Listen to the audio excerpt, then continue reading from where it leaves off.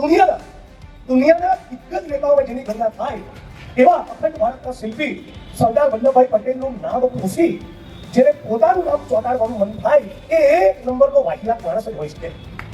ગુજરાતમાં જે દિવસે સત્તા પરિવર્તન થાય અને આપણી પાર્ટી મારું માને અને 1000% માનવાની હોય તો એ બાબા સાહેબ આંબેડકરનું નામ કોઈ સ્કૂલને, કોઈ પુસ્તકાલયને, કોઈ કોલેજને, કોઈ યુનિવર્સિટીને, કોઈ લાઇબ્રેરીને આપવાનો પ્રોજેક્ટ 2 મિનિટ હોલ્ડ ઉપર રાખી તેના ચોરનું નામ કઢાવવું છે.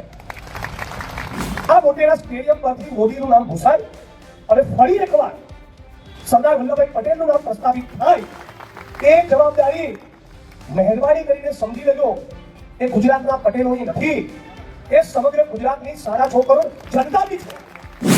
આપણી આખી વર્તમાન પેઢી એ વાદળ સાબિત થઈ કહેવાય જો અપમાનનો આપણે બદલો ના લઈ શકીએ, જો આપણી અંદર એટલો આક્રોશ, એટલો ગુસ્સો પેદા ના થાય, આપણે આ વસ્તુને જો પચાવી લીધી, આપણી હોજરી એને પચાવી લીધી, સ્વીકારી લીધી, આપણી અંદર કોઈ આક્રોશ અને આંદોલન પેદા ના થયો કે આ માણસે સરદાર પટેલનું નામ મૂકી રાખ્યું, એનો મતલબ એટલે સમાજ તરીકે આપણે પતી ગયા છે. ખબર કેમ મૂકી રાખ્યું? બહુ ભયંકર રાજ કાઢી એ લોકોએ. કઈ રાજ કાઢી? ગાંધીજીની હત્યા પછી સરદાર વલ્લભભાઈ પટેલે આરએસએસ ઉપર જે બેન મૂક્યો હતો એની આ સંઘીઓએ રાજ કાઢી. એનો બધો વિરોધ સંઘી એપ્સ્ટેઇનની ફાઇલોમાં આ 56 ઇંચ વાળો વિશ્વ ચાપલુસ જે છે એના છિનારા પકડાયા. તો પોલીસ શું પકડાયું? આ 56 ઇંચ વાળો એક ચોર છે, વિશ્વ ગુરુને વિશ્વ ચાપલુસ છે, ચાઇના, અમેરિકા અને ઇઝરાયલ માંથી ચાપલુસ છે, એના છિનારા પકડાયા, એની કરતૂતો પકડાઈ.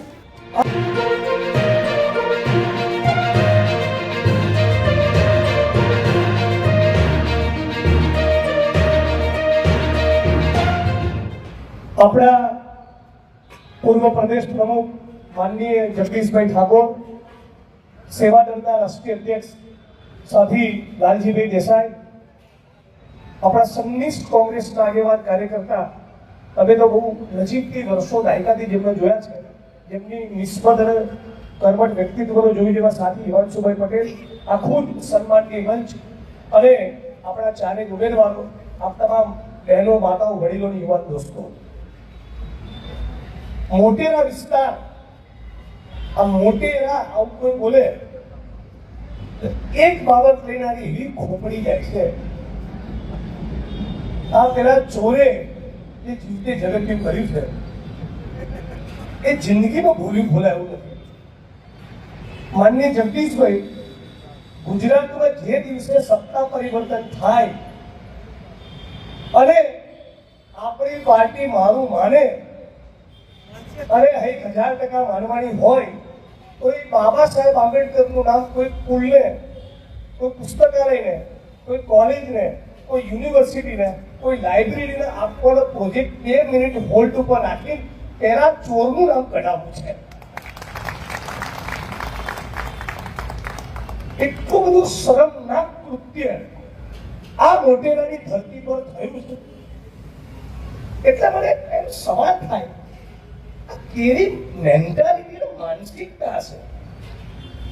જે માણસ અખંડ ભારતનો શિલ્પી કહેવાય, આ દેશ અને દુનિયાના મહાનતમ નેતાઓમાં જે સરદાર વલ્લભભાઈ પટેલની ગણના થાય, ફક્ત ભારત ભૂમિના નહીં, દુનિયાના દિગ્ગજ નેતાઓમાં જેની ગણના થાય એવા અખંડ ભારતના શિલ્પી સરદાર વલ્લભભાઈ પટેલનું નામ ઘૂસી જેને પોતાનું નામ ચોંટાડવાનું મન થાય એ એક નંબરનો વાહિયાત માણસ જ હોય છે. એક નંબરનો ફાલતુ અને જે વાહિયાત માણસ હોય એના સિવાય કોઈને આવી મૂર્ખતાનું પ્રદર્શન કરવાનું મન ના. અને આ મોટેરા સ્ટેડિયમ પરથી મોદીનું નામ ઘુસાય અને ફરી એકવાર સરદાર વલ્લભભાઈ પટેલનું નામ પ્રસ્તાવિત થાય એ જવાબદારી મહેરબાની કરીને સમજી લેજો. એ ગુજરાતના પટેલોની નથી, એ સમગ્ર ગુજરાતની 6.5 કરોડ જનતાની છે. અને એ જો આ ગુજરાત ના કરી શકે તો એનો મતલબ એ કે આ ગુજરાતનું કોઈ ભવિષ્ય નથી. આદિવાસી સમાજ ઉપર થતા અત્યાચારની મેટરમાં જો અનંત પટેલ જ બોલવાનું હોય અને હિમાંશુભાઈ, જિગ્નેશભાઈ અને લાલજીભાઈ ચૂપ રહેવાના હોય તો એનો મતલબ એમ હું ડોક્ટર ભીમરાવ બાબા સાહેબ આંબેડકર અને એમના સંવિધાનને સમજી શક્યો નથી.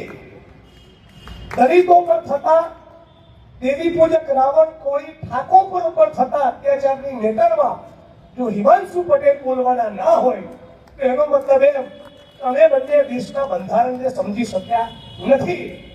એ જ પ્રમાણે આ જે સરદાર વલ્લભભાઈ પટેલનું અપમાન કર્યું છે એ અખિલ ગુજરાત અને અખિલ ભારતનું અપમાન છે.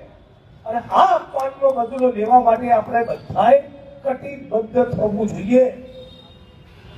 બહુ વર્ષો પહેલા એક વખતની ઘટના, સરદાર સાહેબને બેને પત્ર લખ્યો કે કોઈ કામથી દિલ્હી આવું છું.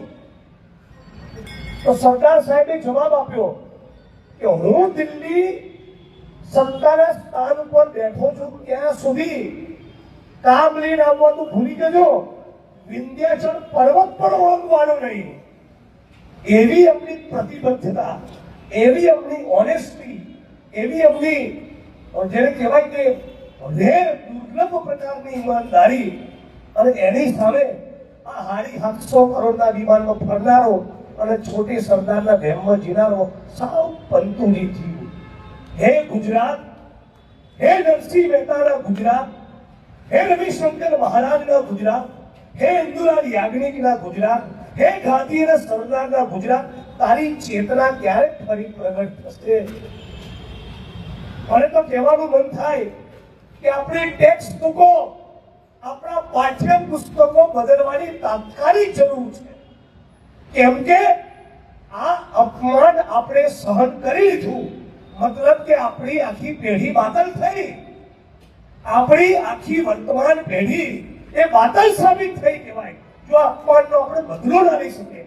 જો આપણી અંદર એટલો આક્રોશ, એટલો ગુસ્સો પેદા ના થાય, આપણે આ વસ્તુને જો પચાવી લીધી, આપણી હોજરી એને પચાવી લીધી, સ્વીકારી લીધી, આપણી અંદર કોઈ આક્રોશ અને આંદોલન પેદા ના થયો કે આ માણસે સરદાર પટેલનું નામ ભૂસી રાખ્યું, એનો મતલબ એ કે સમાજ તરીકે આપણે પતી ગયા છે, એક નાગરિક તરીકે આપણે પતી ગયા છે, એક ગુજરાતી તરીકે આપણે પતી ગયા છે. અને આપણી અંદરનો નાગરિક પેદા થાય, આપણી અંદરનો સાચો ગુજરાતી પેદા થાય, એના માટે ટેક્સ્ટ બુકો, પાઠ્યપુસ્તકો બદલવા પડશે. આ અપમાન આપણને આપવું અપમાન કેમ ના લાગે? હે મોટેરા વાસીઓ, આવનારી પેઢી તમને ને મને સવાલ પૂછશે.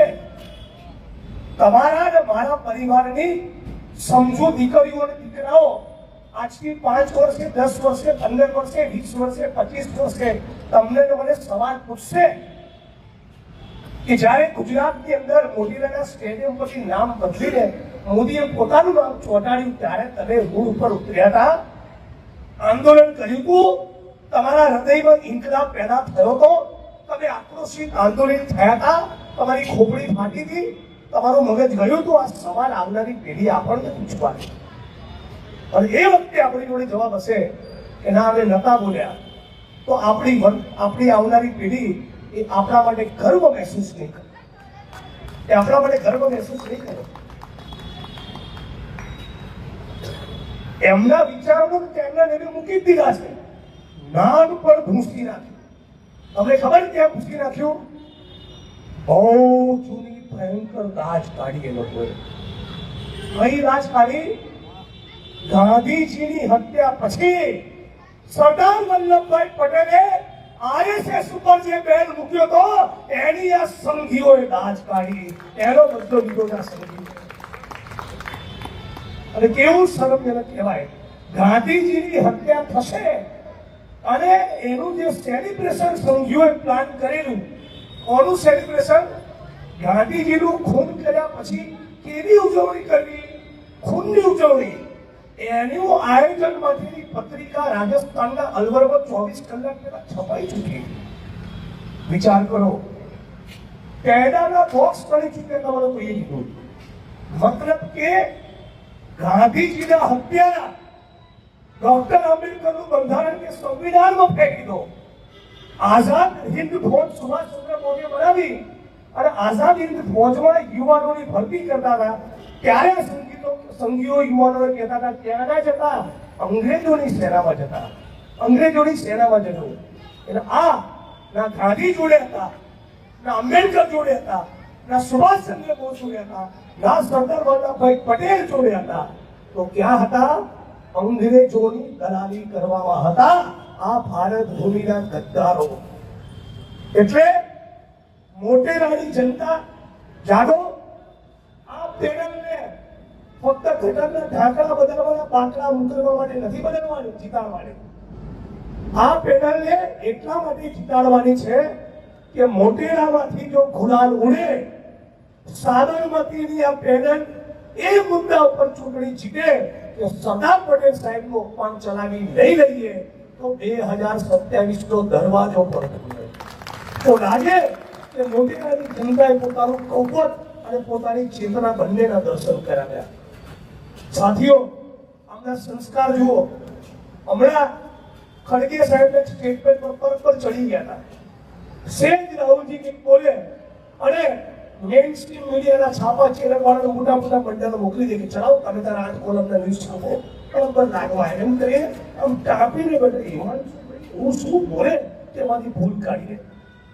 લાલજીભાઈના મેવાણી એવું કંઈક શેર બોલ્યા નથી કે ચડી બેઠા નથી. આ લોકો એમનું પોતાનું ચરિત્ર જુઓ.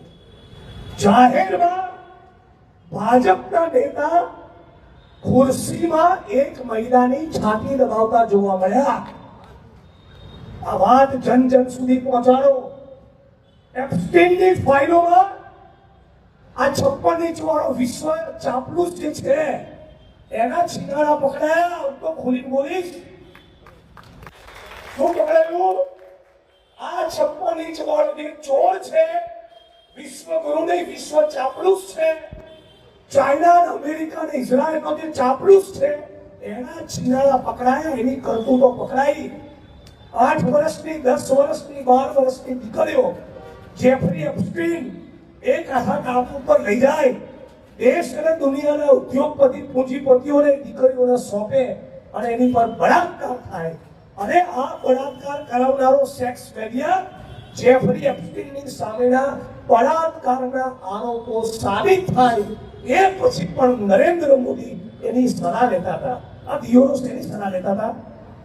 હે, તમારે શેની સલાહ? આ સેક્સ વેરિયરની સલાહ લેવાની જરૂર પડી? શેની તમે સલાહ લેતા હતા? એક નંબરના લંપટ અને ચરિત્રહીન છે. આ વાત છાતી ખોલી ડર્યા વગર જન જન સુધી પહોંચાડો. આમને એક જ વસ્તુની બીક લાગે છે. શેની? જો આપણે બીક ના, આપણે કોઈની બીક ના લાગે એ વાતની અમને બહુ બીક લાગે. જો તમે ડર્યા નહીં તો આ અંગ્રેજોના ચાપલુસ અને દલાલો એકદમ ડરી જાય છે. અત્યારે સ્થાનિક સ્વરાજની ચૂંટણીમાં, તાલુકા જિલ્લાની ચૂંટણીઓમાં, આ શહેરોની નગરપાલિકાની ચૂંટણીમાં તમે ફોન કરીને પૂછો, આપણા 100 ઉમેદવારોમાંથી માનની જગદીશભાઈ લગભગ 80 ઉમેદવાર છે જેમને ધમકીઓ અથવા પૈસાની ઓફર આપીએ છે. તો તમે ગુજરાતનો બહુ મોટો વિકાસ કરી નાખ્યો હોય, આ તમારી 150 સીટો છે હજી ધરાયા નથી, આ શેની ધમકીઓ આપો છો? આપ તમામ લોકોને મારી વાણીની વિરામ આપતે એટલું જ કહું છું, તમને થાક ધમકી આપે એ જ દિવસે સ્થાનિક પોલીસ સ્ટેશનમાં નામ જો ફરિયાદ કરી દો. મેં વ્યક્તિગત પ્રદેશ પ્રમુખ અમિતભાઈને કીધું છે કે આ ચૂંટણીમાં પોલીસ પ્રશાસન જેટલો ફાટવા કરે 8-10 મજબૂત ફરિયાદો લઈ એક બાજુ 2027ની ચૂંટણીની તૈયારો થાય અને બીજી બાજુ સુપ્રીમ કોર્ટ સુધી લઈ જઈને આવા 8-10 લોકોના પટ્ટા ઉતારી દેવા છે. એટલે ફરી ચૂંટણીમાં ખોળ થઈ. આવા 2-5 માણસોને સીધા કરો. એક તો હાળા ચરસમાંથી કમાય, ગાંજામાંથી કમાય, દારૂમાંથી કમાય, ડ્રગ્સમાંથી કમાય, માઇનિંગમાંથી કમાય, કુટરખાનામાંથી કમાય, જમીનની દલાલીમાંથી કમાય, એમાંથી કમાય, હવાના પાડે, રોજ હવારે ઉઠીને ખોટું કરે અને કોંગ્રેસના કાર્યકર્તા પાસે દબાવ. 2-4 કાર્યકર્તાઓ પર ગુસ્સે તો દાખલ કરી કાઢી. કબીરે કીધું છે, માટી કહે કુંભાર છે तू क्या रोते मोहे, एक दिन ऐसा आवेगा मैं रोंदूंगा तो है। आज गुजरातની ધરતી, આજ મોટેરાની ધરતી તમારા અને મારા જીવતે જીવ જોશે કે સંઘીઓને આ ગુજરાતની જનતા દોડાઈને મારવાની છે, દોડાઈને મારા ગુજરાતની જનતા કાળનું ચક્ર બદલાતું હોય છે। આ જગતમાં કશું જ સ્થાયી સ્થિર અકબંધ નથી, બધું જ ગતિશીલ છે, બધું જ પરિવર્તનશીલ છે। આ દુર્યોધનો, દુશાસનો અને કંસોનો પણ નાશ એ ગુજરાતની જનતા કરશે અને ચારે ચાર પેનલના સાથીઓનો 28 તારીખે ચૂંટણીનું પરિણામ આવે ત્યારે ગુલાલ ઉઠશે એની પાકી મને ખાતરી છે। એ વાત સાથે મારી વાતને વિરામ આપું છું। મારી સાથે બે હાથ ઊંચા કરીને એકવાર નારો લગાવો તો કઈશ લડેંગે, તમારે કહેવાનું જીતેંગે, લડેંગે, લડેંગે, લડેંગે, ઇન્કલાબ जिंदाबाद, इन्कलाब जिंदाबाद। ये धरती अपने आप की नहीं किसी के पास, लड़ेंगे, जीतेंगे। जय भीम, जय भारत, जय कांग्रेस, जय संविधान।